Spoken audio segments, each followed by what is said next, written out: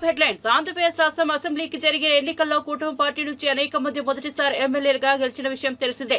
ఈ క్రమంలో సోమవారం నుంచి అసెంబ్లీ సమావేశాలు ప్రారంభం కాగా బడ్జెట్ ప్రవేశపెట్టిన అనంతరం బుధవారానికి సభను వాయిదా వేశారు.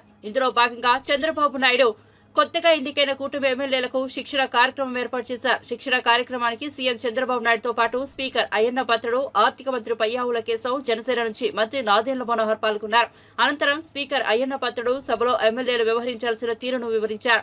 అలాగే సీఎం చంద్రబాబు నాయుడు ఎమ్మెల్యేకు క్లాస్ తీసుకున్నట్లు తెలుస్తోంది. బడ్జెట్పై అవగాహన, ప్రభుత్వం చేపడుతున్న అభివృద్ధి సంక్షేమ కార్యక్రమాలను ప్రజల్లోకి తీసుకెళ్లేలా ఎమ్మెల్యేలకు సీఎం దిశానిర్దేశం చేశారు.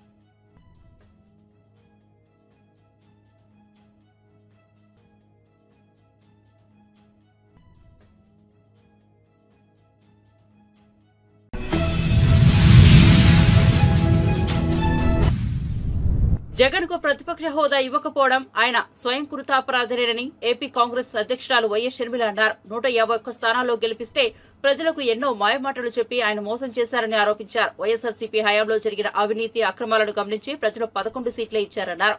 విజయవాడలో నిర్వహించిన మీడియా సమావేశంలో ఆమె మాట్లాడారు. ప్రతిపక్షం అనలేము, ప్రతిపక్షం ఇవ్వలేదనే ఆయన గోలంతా.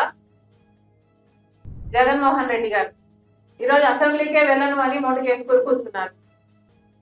ఇది భావ్యమేనా అని మళ్ళీ అడుగుతున్నాం. జగన్మోహన్ రెడ్డి గారు, ఆయన ఎమ్మెల్యేలు అందరూ కలిసి 11 మంది ఉన్నారు. మరి వీళ్ళని గెలిపించింది ప్రజలైతే ఆ ప్రజలను వాళ్ళు అసెంబ్లీలో రిప్రజెంట్ చేయాల్సిన అవసరం వాళ్ళకు లేదా? వారి బాధ్యత కాదా? జగన్మోహన్ రెడ్డి గారు అసెంబ్లీకి వెళ్ళను, నాకు ప్రతిపక్ష హోదా ఇవ్వకపోతే నాకు మైక్ ఇవ్వరు, నన్ను మాట్లాడనివ్వరు అని చెప్తున్నారు. అయ్యా, నీకు ఎందుకు ఇవ్వటం లేదు ప్రతిపక్ష హోదా? మీ స్వయం కృతాపరాధమే కదా. మీకు 11 మందే గెలిపించారు ప్రజలు అంటే, ఒకప్పుడు 151 మందిని గెలిపించిన ప్రజలు మిమ్మల్ని 11 మందినే గెలిపించారు అంటే మీ స్వయం కృతాపరాధం కాదా? ఎన్ని మాటలు చెప్పారు మీరు ప్రజలకు? ఆఖరికి రాజశేఖర్ రెడ్డి గారి జలయజ్ఞం ప్రాజెక్టు నవరత్నాలలో అదొక రత్నం. 6 నెలల్లో రాజశేఖర్ రెడ్డి గారు వదిలి వెళ్లిపోయిన ప్రాజెక్టులు అన్ని పూర్తి చేస్తామని చెప్పి కూడా మీరు పూర్తి చేయలేదు. ఇలా 1 కాదు 2 కాదు, పూర్తి మద్యపాన నిషేధం అని మోసం చేశారు. 3000 కోట్లతో ధర స్థిరీకరణ నిధి అని మోసం చేశారు. మెగా డిఎస్సి అని మోసం చేశారు. ఇలా ప్రజలు మీ అవినీతి అక్రమాలను గమనించారు కాబట్టే మీకు 11 సీట్లే ఇచ్చారు. పోయి అవైనా ఇచ్చారు కదా, ఇచ్చారు అన్న కృతజ్ఞత అయినా ఉండాలి కదా. ఇది చాలా విడ్డూరంగా ఉంది. This is not right. Jaganmohan Reddy గారి అహంకారం, అజ్ఞానమే బయటపడుతుంది. ఒకవేళ జగన్మోహన్ రెడ్డి గారికి ఏమైనా అసెంబ్లీకి పోయే ధైర్యం లేదా, లేక ఆ సామర్థ్యం లేదా, జగన్మోహన్ రెడ్డి గారు సమాధానం చెప్పాల్సిన అవసరం ఉంది. ఈరోజు జగన్మోహన్ రెడ్డి గారి వైసీపీ ఎమ్మెల్యేలకు కూడా ఈ ప్రశ్న అడుగుతున్నాం. మిమ్మల్ని ప్రజలు గెలిపించారు. ఎందుకు గెలిపించారు? మీరు వాళ్ళ రిప్రజెంటేటివ్స్ గా ఉంటారు అని గెలిపించారు. మీరు ఎమ్మెల్యేలు అయ్యారు. ఎమ్మెల్యే అంటే అర్థం ఏమిటి? Member of legislative assembly. మీరు ఏమిటండి మెంబర్ ఆఫ్ లెజిస్లేటివ్ అసెంబ్లీ? మీరు అసెంబ్లీకి వెళ్ళకపోతే వాట్ ఆర్ యూ? ఆలోచన ఉండనవసరం లేదా? ప్రజలు మీకు ఓట్లేసి గెలిపించారు. మీ డెఫినిషనే అది మెంబర్ ఆఫ్ లెజిస్లేటివ్ అసెంబ్లీ అని. అలాంటప్పుడు మీరు అసెంబ్లీకే వెళ్ళను అంటే మీరు ప్రజలకు వెన్నుపోటు కొట్టడం కాదా? మీరేమైనా ప్రజలకు ముందే చెప్పారా మేము ఓడిపోతే అసెంబ్లీకి పోము అని? చెప్పలేదు కదా. ప్రజలు ఏమనుకున్నారు? మిమ్మల్ని గెలిపిస్తే వాళ్ళని అసెంబ్లీలో మీరు రిప్రజెంట్ చేస్తారు అని కదా వాళ్ళు అనుకున్నారు. అలాంటప్పుడు మీరు ఇప్పుడు అసెంబ్లీకి వెళ్ళకపోతే మీరు ప్రజలను మోసం చేసినట్టు కాదా? మీకు ఏ హక్కు ఉందండి మేము అసెంబ్లీకి వెళ్ళము అని చెప్పడానికి? జగన్మోహన్ రెడ్డి గారి అంటే అహంకారం అనుకోవచ్చు. మీ అందరికీ ఏమైంది? ఒక్కొక్క నియోజకవర్గం నుంచి మిమ్మల్ని గెలిపించి నియోజకవర్గంలో ఉన్న సమస్యల గురించి మీరు ఫ్లోర్ ఆఫ్ ది అసెంబ్లీలో మీరు మాట్లాడాలి అని కదా. మీరు అక్కడెక్కడో మాట్లాడతాం, మా ఇంట్లో మాట్లాడతాం, పక్కింట్లో మాట్లాడతాం అంటే ఏమర్థం ఉందండి? పోరాటాలు బయట చేయొద్దు అనటం లేదు, కానీ అసెంబ్లీ లో కూడా చేయాల్సిన అవసరం ఉంది కదా. ఎంత అజ్ఞానమో ఇది బయటపడుతుంది. బడ్జెట్ ప్రవేశపడుతుంటే మీరు కనీసం అటెండ్ కూడా కాలేదు. మీరు అసెంబ్లీకి వెళ్ళకపోతే రాజీనామాలు చేయండి. ఈసారి మళ్ళీ మీరు నిలబడితే ప్రజలకు చెప్పండి మేము అసెంబ్లీకి వెళ్ళము, మిమ్మల్ని గెలిపించినా మేము వెళ్ళము అని చెప్పండి. అప్పుడు మీరు మీకు ఓటేస్తారేమో చూడండి. మీకు ధైర్యం లేకపోతే, ఇక సామర్థ్యం లేకపోతే వైసీపీ ఎమ్మెల్యేలు అందరూ రాజీనామాలు చేయండి. అసెంబ్లీకి వెళ్ళకపోతే మీరు మెంబర్స్ ఆఫ్ లెజిస్లేటివ్ అసెంబ్లీ కానే కాదు.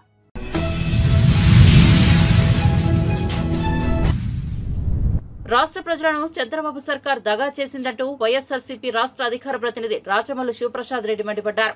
ఆయన మీడియాతో మాట్లాడుతూ ఎన్నికలప్పుడు కూటమిగా ఏర్పడి ప్రజలకు ఇచ్చిన హామీలు ఏమయ్యాయంటూ ప్రశ్నించారు.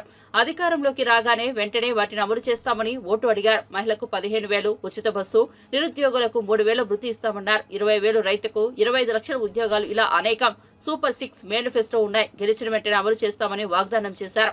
6 నెలల ఓటాన్ అకౌంట్ బడ్జెట్ తో కాలయాపన చేశారు. పూర్తి బడ్జెట్ పెట్టారు. దాంట్లో మీరిచ్చిన ఈ ఒక్క హామీ కనిపించలేదంటూ రాచమల్లు నిలదీశారు. నిరుద్యోగ యువకులకు 25 లక్షల ఉద్యోగాలు కల్పిస్తామని, వ్యవసాయం చేసుకునే రైతన్నలకు పంట పెట్టుకోవడానికి సహాయంగా 20,000 రూపాయలు ఇస్తామని, అదేవిధంగా బీసీ సప్లాన్ కింద ప్రతి సంవత్సరం కోట్ల రూపాయల నిధులు వెచ్చిస్తామని, ఇవన్నీ మీరు చెప్పిన సూపర్ 6లో ఉన్నాయి. సూపర్ 6 కాకుండా మేనిఫెస్టోలో మీరు పొందుపరిచినటువంటి అనేక రకాల సంక్షేమ పథకాలు అందులో ఉన్నాయి. గృహ నిర్మాణానికి గ్రామీణ ప్రాంతాల్లో 3 సెంట్లు, పట్టణ ప్రాంతాల్లో 2 సెంట్లు ఇచ్చి 4 లక్షల రూపాయలు ఇల్లు కట్టుకోవడానికి ఇస్తామని చెప్పినారు. అది కూడా గెలిచిన వెంటనే, ఇది నేను మళ్ళీ నొక్కి ఒక్కానిస్తా ఉన్న కూటమి వారిని, గెలిచిన వెంటనే ఇవి అమలు చేస్తామని చెప్పి మీరు వాగ్దానం చేసినది. ఇప్పటికి గెలిచి 6 నెలలైంది. 6 నెలలైంది.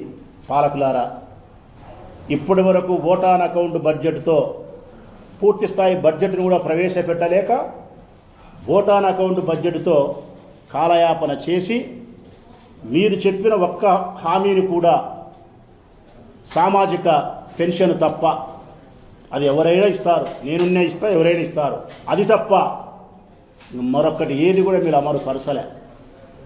నిన్నటి దినం పూర్తి స్థాయి బడ్జెట్ ప్రవేశపెట్టినారు. పూర్తి స్థాయి బడ్జెట్ ప్రవేశపెట్టిన ఈ 6 నెలల కాలానికి సంబంధించి సూపర్ 6 లేదు, మేనిఫెస్టోలోని అంశాలు లేవు. ప్రజల సంక్షేమాని కోసం వేల కోట్ల రూపాయలు, లక్షల కోట్ల రూపాయలు వెచ్చిస్తామని మీరు ఇచ్చిన మాటలు ఏ ఒక్కటి కూడా అందులో కనిపించలే. తల్లికి వందనం లేదు, నిరుద్యోగ భృతి లేదు, 1,500 రూపాయలు లేదు, రైతులకు అన్నదాత సుఖీభవ లేదు, బస్సు లేదు, ఏమీ లేవు. మరి మేము అడుగుతా ఉన్నాం, ఈరోజు ప్రతిపక్ష పార్టీకి సంబంధించినటువంటి వ్యక్తులుగా, ప్రజాపక్షాన గట్టిగా మాట్లాడే వ్యక్తులుగా మిమ్మల్ని చంద్రబాబు సిక్సర్ కొడితే లబ్ధిదారులు డకౌట్ అయినట్లుగా బడ్జెట్ ఉందని మాజీ మంత్రి కురసాల కన్నబాబు ఎద్దేవా చేశారు. ఆయన మీడియాతో మాట్లాడుతూ అలవిగాని అంకెలతో బడ్జెట్ నింపారన్నారు. సంక్షేమ పథకాలు అమలు చేయడానికి వీలుగాని అంకెల గారడి, సూపర్ 6 సంక్షేమానికి కేటాయింపులు లేవు. ప్రజల్ని మభ్యపెట్టడానికి ప్రవేశపెట్టిన బడ్జెట్లా ఉంది. వాస్తవ బడ్జెట్ కాదు, గ్రాఫిక్ బడ్జెట్. అమరావతి ఊపిరి పీల్చుకొని ఒక పత్రిక రాసిందే. అమరావతి ఊపిరి పీల్చుకొని రాశారు, కానీ ఆంధ్రప్రదేశ్ ఊపిరి పీల్చుకొని రాయలేదు. దీనికన్నా దిగజారుడు ఇంకొకటి ఉంటుందా అంటూ కన్నబాబు మండిపడ్డారు. ఇది ఇవాళ నుంచి కాదు, దాదాపుగా ఆయన పార్టీ పెట్టినప్పటి నుంచి చంద్రబాబు నాయుడు గారి పార్టీ, తెలుగుదేశం పార్టీ ఆధ్వర్యంలో పెద్ద ఎత్తున ఇలాంటి దుష్ప్రచారం చేస్తూ ఉన్నారు. ఈ మధ్య జనసేన పేరుతో కూడా వైఎస్ఆర్ పార్టీ అధినాయకుడిని చాలా కించపరిచే పోస్టింగ్లు పెడుతున్న పరిస్థితులు చూస్తూ ఉన్నాం. ఇప్పుడు ఇటీవల కాలంలో ఈ గవర్నమెంట్, తెలుగుదేశం పార్టీ కూటమి ప్రభుత్వం చాలా దుర్మార్గంగా సోషల్ మీడియాలో పోస్టింగ్లు పెట్టారని చెప్పి వైఎస్ఆర్ పార్టీ సానుభూతి పరులని, ఆ వైఎస్ఆర్ పార్టీ యాక్టివిస్టులని తీసుకెళ్ళడం, ఎక్కడున్నారో తెలియకుండా చాలా అనుచితంగా ప్రవర్తించడం, చాలా దుర్మార్గంగా వారిని బాధించడం, కొట్టడం, ఇవన్నీ చూస్తూ ఉన్నాం. విపరీతమైన వేలాది మంది మీద కేసులు పెట్టడానికి ప్లాన్ చేశారని కూడా వింటూ ఉన్నాం. ఏదో వాళ్ళకి మాత్రమే అన్యాయం జరుగుతున్నట్టుగా ప్రచారం చేస్తూ ఉన్నారు. కానీ ఇవాళ సోషల్ మీడియా బాధితులు ఎవరన్నా ఉంటే పై వరుసలో వైఎస్ఆర్ పార్టీ నాయకులే ఉంటారనేది కూడా ఈ సందర్భంగా చెప్తున్నాం. మేము చాలా అనుచితంగా ఇష్టానుసారం దుష్ప్రచారం చేయడం చూసాం. అందుకే ఏదైతే మా పార్టీ నాయకుడి పైన, మా గౌరవ అధ్యక్షులు జగన్మోహన్ రెడ్డి గారి పైన, పార్టీ నాయకులపైన వచ్చిన కొన్ని పోస్టింగ్లపైన స్పందించి కేసులు నమోదు చేయాలని చెప్పి ఈరోజు జిల్లా అడిషనల్ ఎస్పీ గారికి ఒక వినతి పత్రం అందజేయడం జరిగింది. ఇంత దుర్మార్గంగా పోస్టింగ్లు పెట్టి కుటుంబ సభ్యుల్ని, చివరికి దివంగత ముఖ్యమంత్రి ప్రీతమ నాయకుడు రాజశేఖర రెడ్డి గారి మీద కూడా అనుచితమైన పోస్టింగ్లు పెడుతున్న పరిస్థితులు కనబడుతూ ఉన్నాయి. ఎందుకు ఇంత దిగజారిపోయి ప్రవర్తిస్తూ ఉన్నారు? మీకు అధికారం వచ్చింది, అధికారం ప్రజలు ఇచ్చారు. మీరు ఇవాళ ముఖ్యమంత్రి స్థానంలో ఉండి కూటమి, 3 పార్టీలు కలిపి కూటమిగా పనిచేస్తూ ఉన్నాయి. అయినా సరే మీకు సంతృప్తి లేదు. వచ్చిన రోజు నుంచి కక్ష సాధింపు తప్ప మరొక వ్యాపకం కానీ, మరొక ఎజెండా కానీ లేదు. అందుకే ఇవాళ మేము చెప్తా ఉన్నాం, ఇంకా మీ కక్ష సాధింపులు ఆపండి, పరిపాలన మీద దృష్టి పెట్టండి, మీ డైవర్షన్ పాలిటిక్స్ ఆపండి. మీరు ఒక అబద్ధాల ఫ్యాక్టరీని ఇవాళ కాదు ఎప్పటి నుంచో నడుపుతారు. రోజు అబద్ధాలు సృష్టించి జనాలకు వదలడం, డైవర్షన్ చేయడం అనేది మీకు ఒక అలవాటుగా మారిపోయింది. మేము చెప్తా ఉన్నాం.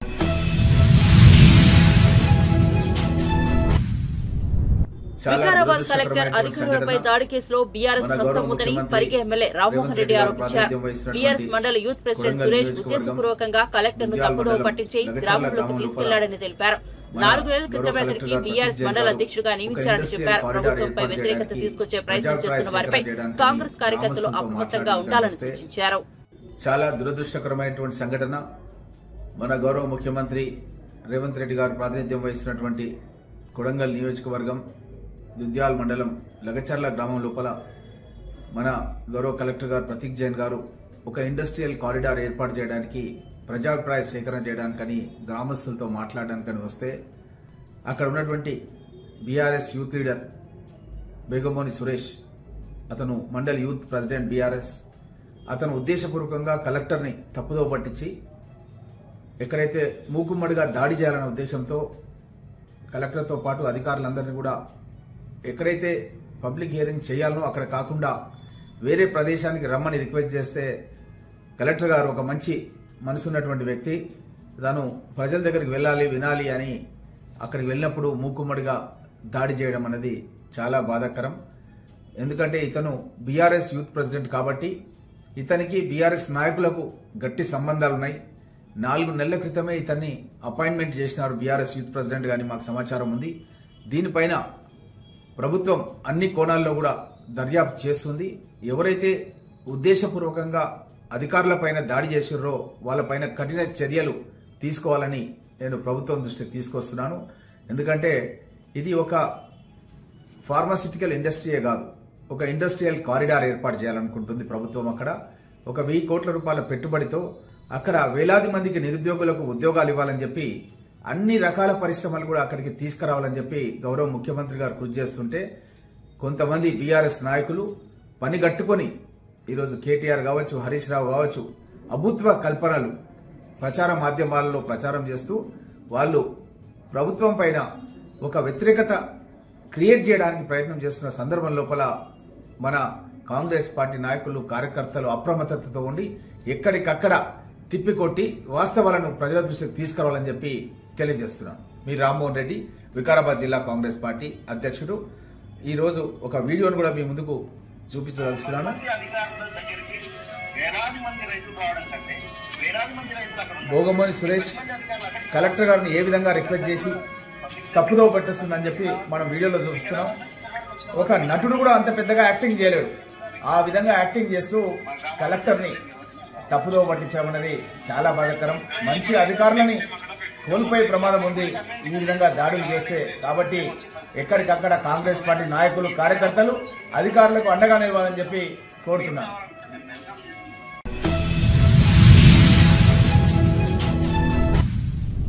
సోషల్ మీడియా కేసులకు కడప పోలీసులు చేసినట్లు వేరే దేశాల్లో అయితే ఉరివేసి చంపుతారని హెచ్చరించారు మాజీ మంత్రి పేర్ని నాని. తుళ్లూరు డీఎస్పీ మురళీకృష్ణ బూటుకాలతో తన్ని వైఎస్ జగన్ అసహ్యంగా మాట్లాడుతున్నారని మండిపడ్డారు. ఏపీ పోలీసులు ఇంత దిగజారి ప్రవర్తించాలా? అరబ్ దేశాలలో అయితే ఇలాంటి పోలీసులకు ఉరివేస్తారని హెచ్చరించారు మాజీ మంత్రి పేర్ని నాని. పోలీస్ వ్యవస్థను కూటమి ప్రభుత్వం తప్పుడు పనులకు వాడుకుంటుందని మండిపడ్డారు. కూలీలు చేసేవారిని, దొంగతనాలు చేసేవారిని కొట్టడమే తప్పు అని చెప్పే ఈ ప్రజాస్వామ్యంలో రాజకీయ కక్షతో పోలీసులు దాడి చేస్తున్నారని నిప్పులు చెరిగారు. 2015లో పెట్టిన పోస్టులకు ఇప్పుడు కేసులు పెడుతున్నారని మండిపడ్డారు. నిజామాబాద్ లో ఉండే జగన్ అభిమానిని వేధించారన్నారు. బడ్జెట్ లో ప్రజలకు ఏం ఒరగబెట్టలేదు, సూపర్ 6 పథకాలకు నిధులు కేటాయించి లేదని చురకలంటించారు. 4 నెలల్లో 1000 కోట్ల అప్పులు చేశారని ఆగ్రహించారు. టీడీపీ నేతలు చేసే పాపాలు డీజీపీకి యజ్ఞాల్లాగా కనిపిస్తున్నాయన్నారు. పోలీసులకు అంత కష్టం ఉంటే రాజకీయాల్లోకి రావచ్చని సెటైర్లు పేల్చారు.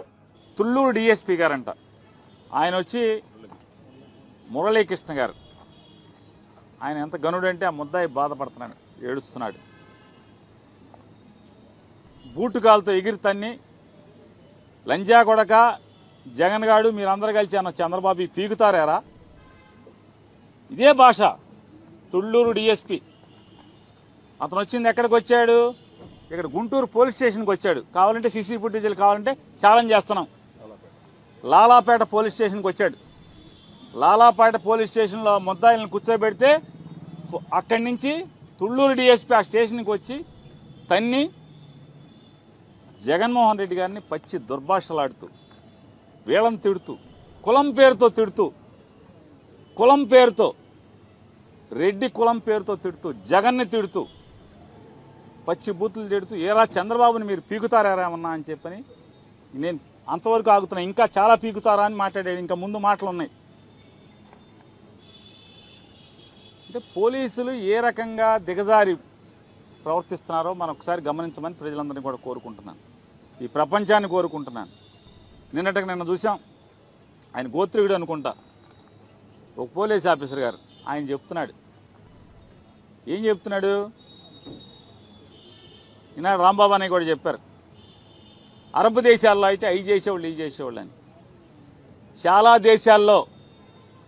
చాలా దేశాల్లో కడప పోలీసులు చేసినట్టు చేస్తే ఈ పాటికి మిమ్మల్ని అందరినీ ఉరేసేవాళ్ళు. చాలా దేశాల్లో తప్పుడు కేసులు పెట్టి చట్ట వ్యతిరేకంగా అరెస్టులు చేసి కోర్టుకు తీసుకురాకుండా కొడుతూ, అంటే బొయ్యిలు ఇరిగేట్టుగా కొట్టి మీరు ముసుగులేసి తీసుకొస్తే కనుక ఈ సోషల్ మీడియా కేసులకి చాలా దేశాల్లో ఉరిశిక్షలు వేసిన చట్టాలు కూడా ఉన్నాయి. మరి ఇట్లాంటి వాళ్ళు ఉరి కూడా వేసేవాళ్ళు కదా, అది కూడా నేర్చుకోవాలి కదా.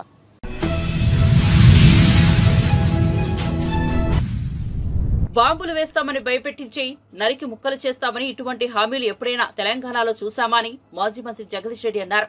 ఈ సందర్భంగా మీడియాతో వారు మాట్లాడుతూ ముఖ్యమంత్రి స్వయంగా మనం కూడా మాట్లాడుకోలేని భాషలో మాట్లాడుతూ సీఎం పదవి హోదాను దిగజార్చారన్నారు. మంత్రులు వారి స్థాయిని బయట పెట్టుకుంటున్నారని మాజీ మంత్రి పేర్కొన్నారు. ఏందో బాంబులు వేస్తామని చెప్పి భయపెట్టించి చూసామా ఎప్పుడైనా తెలంగాణలో? ఒక మంత్రి నోటి నుంచి, ఒక ముఖ్యమంత్రి నోటి నుంచి ఇటువంటి మాటలు, బాంబులు వేయటాలు, కేసులు పెట్టి లోపడయ్యడాలు, వీపులు పగలగొడతామని చెప్పి స్వయంగా ముఖ్యమంత్రి మాట్లాడడం, ఇంకొకడేమో నరికి ముక్కలు చేస్తామని చెప్పి ఒక మంత్రి మాట్లాడడం. ముఖ్యమంత్రి స్వయంగా సోయి లేని భాష, మనం కూడా మాట్లాడుకోలేని భాషలో మాట్లాడుతూ దిగజార్చిండు మంత్రి పదవి, ముఖ్యమంత్రి పదవి హోదాను దిగజార్చిండు. మంత్రులు వాళ్ళ నైజాన్ని బయట పెట్టుకుంటారు, వాళ్ళ స్థాయిని బయట పెట్టుకుంటారు మాట్లాడడం ద్వారా, ఈ మాటల ద్వారా. సరే, నరకడానికి పెద్ద సమస్య ఏం కాదు. ఒకవేళ నరకడమే ముఖ్యం అనుకుంటే మీరు దేనికి కూడా దొరకరు, మీ శవాల అడ్రస్ కూడా దొరకవు వాస్తవానికి. ఒకప్పుడు మేము కూడా అనుకుని ఉంటే అట్లా, కానీ మాది ఎప్పుడు ఆ పాలసీ కాదు, కేసీఆర్ది ఎప్పుడు అది కాదు.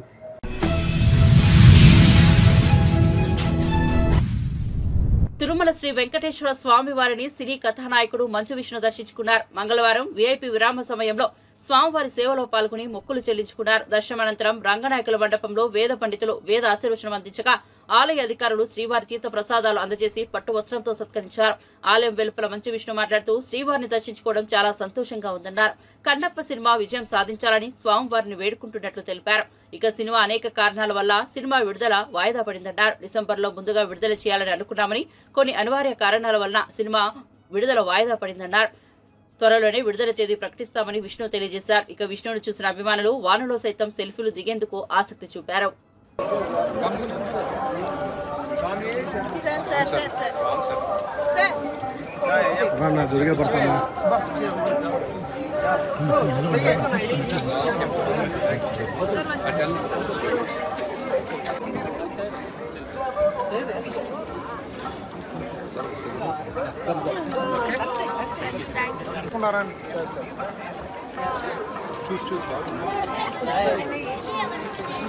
కొంచెం సైడ్ రండి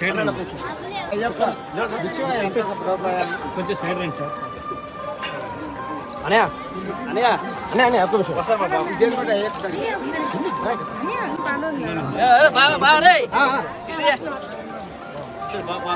అన్న ఇక్కడ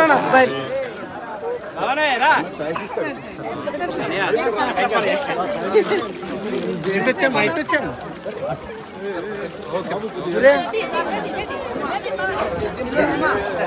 సైడ్ రానా సైడ్ రానా సూర్య సూర్య సూర్య సూర్య సూర్య సూర్య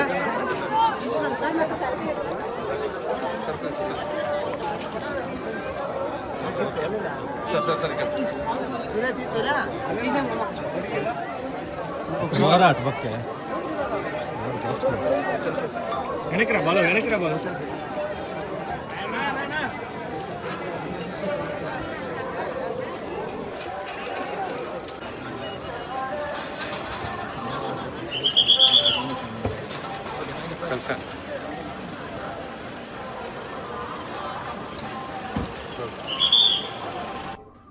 ఈరోజు వచ్చి కన్నప్ప సినిమా గురించి వెంకటేశ్వర స్వామిని వేడుకోవడం జరిగింది.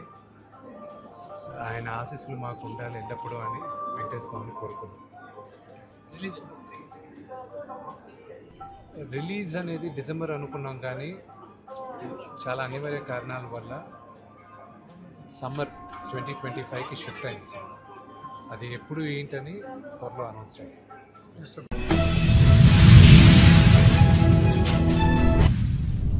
బీఆర్ఎస్ పార్టీపై MP Chamala Kiran Kumar Reddy shocking comments చేశారు. సీఎం రేవంత్ రెడ్డిని 3 సార్లు గెలిపించిన కొడంగల్ లాంటి ప్రాంతాల్లో అభివృద్ధి కోసం చేస్తున్న ప్రయత్నాలకు అడ్డుకునేందుకు అధికారులపై దాడులు చేస్తున్నారని మండిపడ్డారు.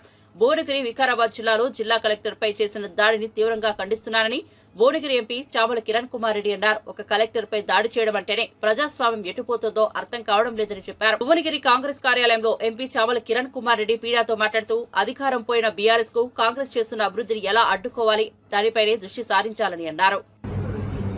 నిన్న వికారాబాద్ జిల్లా కొడంగల్ నియోజకవర్గం దుద్యాల మండలంలో జరిగినటువంటి దాడి ఏదైతుందో, గతంలో కూడా కలెక్టర్లు, ఆర్డీఓలు, రెవెన్యూ అధికారులు తెలంగాణలో 10 సంవత్సరాలు బీఆర్ఎస్ ప్రభుత్వంలో ఉన్నప్పుడు కూడా ఎన్నో కార్యక్రమాలకు ఊర్లలో వెళ్లి ఈ యొక్క పబ్లిక్ గ్రీవియన్సెస్ మీటింగ్స్ పెట్టేవాళ్ళు.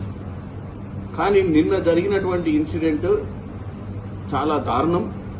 ప్రజాస్వామ్యంలో ఒక బ్యూరోక్రాట్ అంటే అడ్మినిస్ట్రేటివ్ గా ఉన్నటువంటి ఒక కలెక్టర్ స్థాయి అధికారినే అటాక్ చేయడం అనేది మనము డెఫినెట్ గా ఈ ప్రజాస్వామ్యం ఎటుపోతుందని ఆలోచించాలి. 10 ఏళ్ల పాలన పోయిన తర్వాత బీఆర్ఎస్ కి ఏ విధంగానైనా కాంగ్రెస్ ప్రభుత్వం చేస్తున్నటువంటి మంచి పనులను అడ్డుకోవాలని ప్రయత్నం క్లియర్ గా కనపడుతుంది. ఫార్మా సిటీ కోసం అని చెప్పి, అంటే ఫార్మా కంపెనీలు ఏర్పాటు కోసం అని చెప్పి అక్కడ పబ్లిక్ గ్రీవియన్సెస్ ని ఏర్పాటు చేసి పబ్లిక్ ఒపీనియన్ తీసుకునే ప్రయత్నం చేస్తున్న సమయంలో ఏదన్నుంటే చర్చ చేయాలి. కానీ నిన్న మనం చూసినట్టయితే ఆ యొక్క దాడిని ప్రోత్సహించిన వారందరూ కూడా బీఆర్ఎస్ కార్యకర్తలుగా మనం నిన్న గమనించినాం. సో బీఆర్ఎస్ పార్టీ ఎట్టి పరిస్థితిలో వాళ్ళ 10 ఏళ్లలో దోచుకుందే కాకుండా ఈ రానున్న ప్రభుత్వంలో, అంటే ఈ 10 నెలల ప్రభుత్వం చేస్తున్నటువంటి మంచి కార్యక్రమాలను ఎట్టి పరిస్థితుల్లో అడ్డుపడాలని, ఎట్టి పరిస్థితుల్లో ఈ ప్రభుత్వంలో ఒక్క కార్యక్రమం కూడా సక్రమంగా జరగొద్దని, ఎందుకంటే గతంలో ఎన్నోసార్లు ఎన్నో ప్రభుత్వాలు ఒక తెలంగాణనే కాకుండా భారతదేశ వ్యాప్తంగా కూడా అన్ని ప్రభుత్వాలు కూడా ఇండస్ట్రీలను తీసుకురావడానికి కానీ భూసేకరణ చేయడానికి కానీ ఇలాంటి కార్యక్రమాలు చేపట్టినప్పుడు ఇటువంటి పరిస్థితులు ఎప్పుడు ఎదుర్కొనలే. మరి ఈరోజు ఇటువంటి పరిస్థితి ఎదుర్కొనాల్సిన పరిస్థితి వచ్చింది అంటే దీని వెనక కుట్ర ఉంది. బీఆర్ఎస్ పార్టీ వైఖరిని తెలంగాణ ప్రజలు గమనించాలి.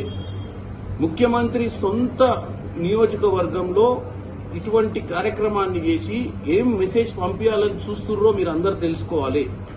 ఎందుకంటే 10 ఏళ్లలో నీళ్లు నిధులు నియామకాల నినాదంతో తెచ్చుకున్న తెలంగాణను తుంగలకు దొక్కడమే కాకుండా ఈ రోజు అన్నీ చేసి ఒక ఎంప్లాయ్మెంట్ క్రియేట్ చేయాలి, నిధులతో పాటు విధులు అంటే ఉద్యోగాలు అన్ని కూడా క్రియేట్ చేయాలన్న ఒక ఆలోచనతో ముఖ్యమంత్రి ముందుకు పోతుంటే ఎంతో డబ్బు ఖర్చు పెట్టి కొడంగల్ నియోజకవర్గం ఆయనను ముఖ్యమంత్రి చేయడానికి 3 సార్లు అక్కడి నుంచి ఎమ్మెల్యే గెలిపించినటువంటి కొడంగల్ నియోజకవర్గం సేవ చేయాలనుకుంటే ఒక 10 మందిని రెచ్చగొట్టి అక్కడికి పోయిన అధికారులను అటాక్ చేయడానికి చూస్తుంటే ప్రజాస్వామ్యం ఎటుపోతుందో అర్థం చేసుకోవాలి.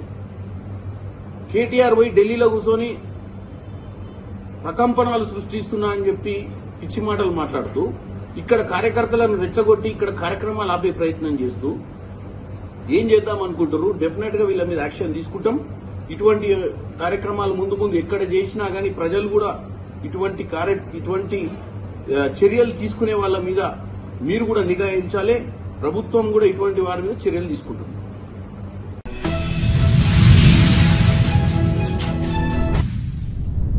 అల్పపీడన ప్రభావంతో రాష్ట్రంలోని పలు జిల్లాల్లో తెల్లవారుజాము నుంచి వర్షాలు పడుతున్నాయి. ప్రకాశం, నెల్లూరు, తిరుపతి, కోనసీమతో పాటు పలు జిల్లాల్లో ఓ మోస్తారు వర్షాలు కురుస్తున్నాయి. మరోవైపు తిరుమలను వర్షంతో పాటు పొగమంచు కమ్మేసింది. దీంతో ఆలయం వద్ద ఆహ్లాదకర వాతావరణం ఏర్పడింది. బంగాళాఖాతంలో అల్పపీడన ప్రభావంతో పలు జిల్లాల్లో 2 రోజుల పాటు వర్షాలు ఉంటాయని వాతావరణ కేంద్రం వెల్లడించింది.